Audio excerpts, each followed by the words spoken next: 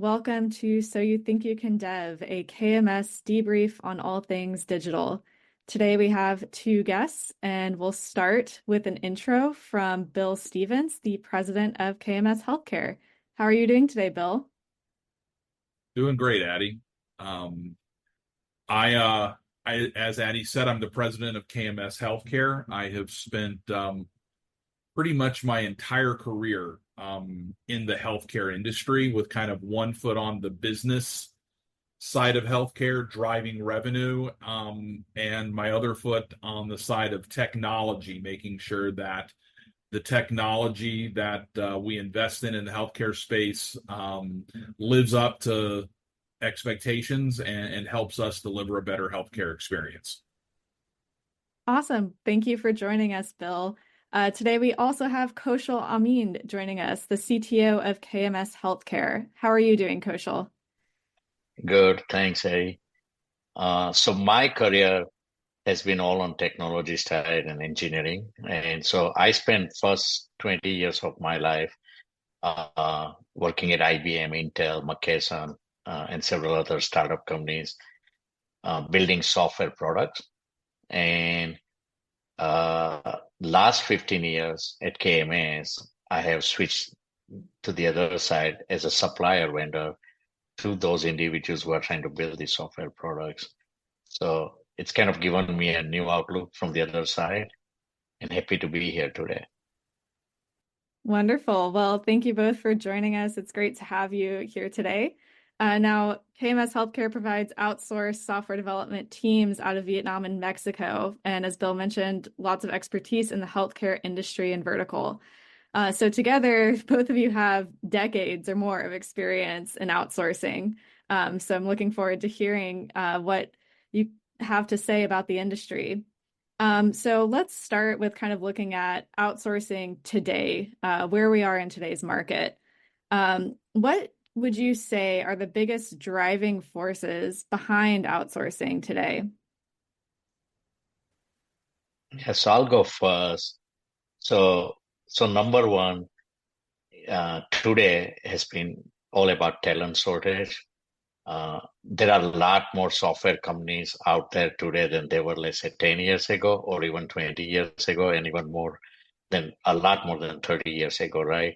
So given a lot of startups, a lot of money being poured into software product companies, the talent has not kept up with it as far as number of people graduating with engineering degrees in software. And so in the US specifically, it's been a huge shortage to fill. And that's driving companies to look beyond US into other countries to acquire talent that they need in order to build their software engineering teams. Bill, you want to add something around that? Yeah, sure. I think one of the other things that companies are looking for from the outsourced technology vendors is expertise in the technologies and in the business processes that they need help with. As Kaushal and I had mentioned, we've got a lot of expertise in healthcare, and so do our teams. But KMS has other areas of expertise in banking, financial services, retail, and automotive. Companies don't want to have to train everything about their business to their partners. They'd like their partners to come to them knowing a little bit about, or actually a fair amount about their business, so that they can get up to speed quickly. Kaushal, another thing you talked about, there's a shortage of engineers in the U.S. marketplace. It's the good ones aren't changing jobs either.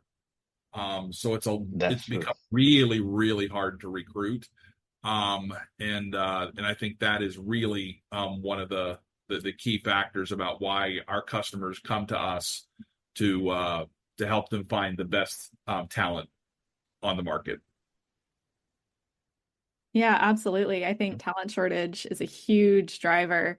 Another thing that comes to mind, and maybe Kaushal, you could speak to this, is budget constraints. Correct. That's a great point. So besides talent shortage, our customers, and specifically a lot of the early stage startup to even mid-sized startup, which are backed by venture capital, uh, they have budget constraint. They have only so much money they raised, and they need to use the money wisely, right? And but they have a lot of things they want to build and bring to market. So as part of that, they many times come to us, their CTO or VP of engineering or even CEO saying, hey, we want to build all these things. How can you help us and prioritize the work as well as deliver within the budget constraint? And so with outsourcing or with other countries outside of US, the cost is an advantage because it's lower cost with the same quality of engineers. So that is another way we are able to meet customers' needs is when they have budget constraint as well. And Bill, you want to add anything else? I know there are a few other Sure. factors here. While budgets are tight, the pressures to get compelling new features or new products to market has not declined. In fact, there's more pressure today to deliver groundbreaking products and benefits to market. And so companies come to us because we can scale up and scale down their development resources quickly and help them meet that pressure while, of course, complying with the tight budgets. I think another reason why people or customers like working with outsourced vendors is that we build a contract or relationship based upon the results. And customers can hold us to a higher level of accountability than they can many times of their own employees. We had already kind of brought up the fact that, companies are, the employee, talent isn't leaving. It's really hard to recruit. The last thing they want to do is put too much pressure on internal employees, forcing them to leave. So they find, that they can work with companies like KMS to help them, really meet those deadlines and put the pressure and shift it to us.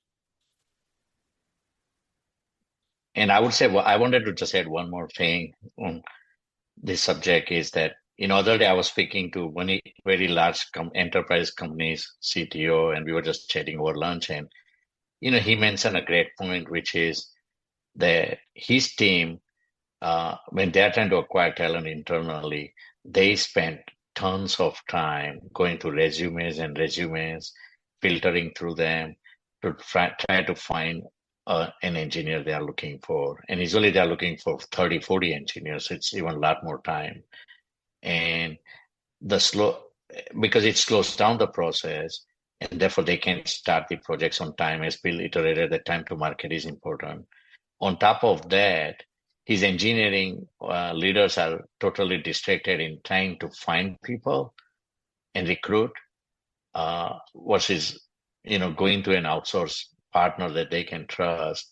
We'll basically already have teams ready with the right skill set, everything. And because, as Bill mentioned, they are contractually obligated, they will put the right people for right work, and therefore they are able to deliver things faster, but also saving time to the existing team of the customer or their leadership team from having to spend time in recruiting when they could just basically get started and focus more on building the software.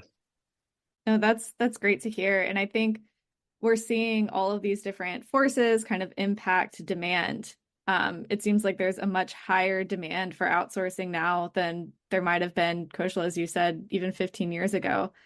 And I think for a lot of companies, either this might be the first time they're looking at outsourcing, or maybe they've been doing it for a long time and they're looking for better options. So what can you say based on your experience about what companies should look for a really high quality outsourcing partner? Absolutely. So I'll go first and then ask Bill to chime in. So first thing is making sure that the people that you are looking for, whether it's developers, business analysts who end up writing requirements, or project managers, scrum masters, UI designer, once you identify the needs, making sure that all those needs are fulfilled with right people, right? That are expert within that. So if you are looking for business analysts, then make sure that business analyst actually is somebody whose career is business analyst is, and they've done it for many years. Same with engineers, front-end engineers versus back-end engineers, data engineers. They all have specific skills, and you don't want to be guinea pig to kind of test somebody who's not a data engineer but trying to become a data engineer. So aligning that with your project needs will end up helping you save time and reduce risk. Save time from training, because you don't want to be the training ground for those individuals. And at the same time, you don't want to have the risk of individuals never done that before. Second thing is, you have two kind of projects. One is a team-based, and other is fixed scope SOW type project, right? So with team-based models, where a client owns the entire Scrum team, or outsource partner, actually, sorry, entire Scrum team, it helps as far as having a long-term team that you pretty much own. So once they learn your roadmap, they learn the way things you do internally, because you have personality in your own team, and that personality and the outsource partners team has to jive together to basically have best efficiency and long-term being able to work together. So once you have that dedicated team, after a month or two, that dedicated team literally becomes your team. It's not like they're outsource partner. And you want to keep them long term because they've learned a lot. And now actually you're getting more efficiency out of those people. 6 months later, you're getting like the maximum efficiency out of them. And then they can actually make a lot of the decisions that your internal team is making on their own independently. And that really makes a huge difference with a team-based model. And then third thing is attrition. I always tell customers who are looking for outsourcing partner to make sure that they look at the attrition, because attrition can be huge for some of the outsourcing vendors. And how that hurts them is what I just said, which is you don't want to lose people after you invested 3 months in them learning your systems, learning your people, the way you do things, and then they are gone. So now you are starting all over. Some of the outsourcing companies usually have 30 to 40% attrition annually, which is pretty high. So you want a vendor who's typically less than 15%. Probably 10% is normally really healthy. You're not going to get many below 10% just because, it's software industry. But that's where you want your vendor to be so that you don't lose any of the knowledge. And that starts with, we don't, we don't start with subcontractors. Virtually all of the people that we put on projects are our own employees. We are committed to those employees for the long term. We provide training, a positive work environment.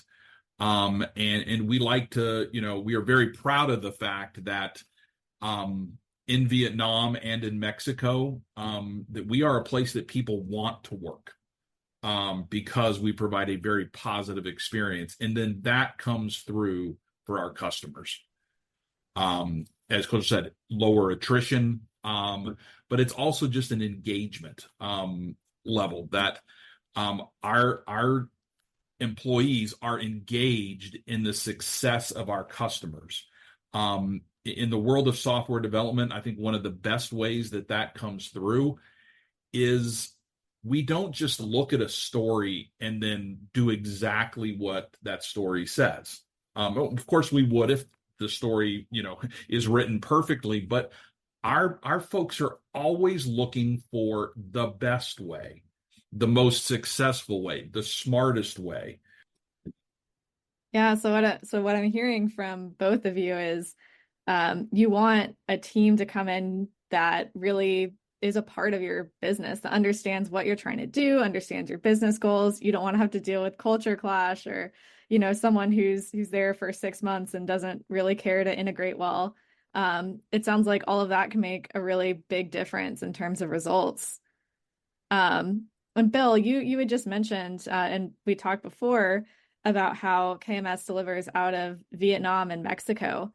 I think when a lot of people hear outsourcing, maybe their first impulse is to think of India as a hotspot, or maybe even Eastern Europe as a hotspot. So, what can you say about how Vietnam and Mexico compare to other hotspots in outsourcing, and what you might expect if you were looking at those geographies? Um, I'm going to start with Vietnam and just say that from a culture, it is a fantastic culture for this type of work. The people tend to be very detail oriented, very committed, family oriented type people, and then that shows up in their work ethic, and it shows up in their commitment to the companies that they work for, and then our customers. I love when I make it to Vietnam to see our employees wearing T-shirts that have our customers' logos on. We have they take pride in what we do. And then when we expanded into Mexico a few years ago, we looked for a partner and for a company in Mexico to work with that provided a similar type culture. And it's been a very positive experience for us so far down in Mexico, helping us bring that type of work ethic and culture to a same time zone engagement with our customers when that is needed. Kaushal, do you have anything to add about Vietnam? I know you've been working with Vietnam far longer than I have. Everything you said is so right on spot. I go to Vietnam 4 times a year, and I look forward to it every year. Because of that, I think work ethic and very trustworthy engineers, right? They are focused on solving customers' problem, not because they are customers, but because they care about their success and business. It's amazing how many times I learn more about our customers from them, even though I'm a client-facing role, because they know things that I don't even know. That's how well they know our customers' business and success factors that our customer is driving towards.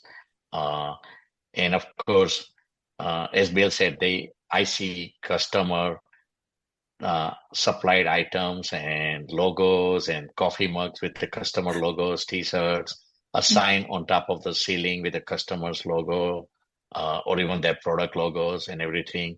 Just because wherever they are sitting, they are all sitting in that one area, the team together, and pretty much they want to feel like they are really just extension of their customer's office, our customer's office. So it works great. Same in Mexico. The time zone, as Bill mentioned, is great with Mexico because we can now have same time zone resources available from Mexico that virtually can work with Vietnam team.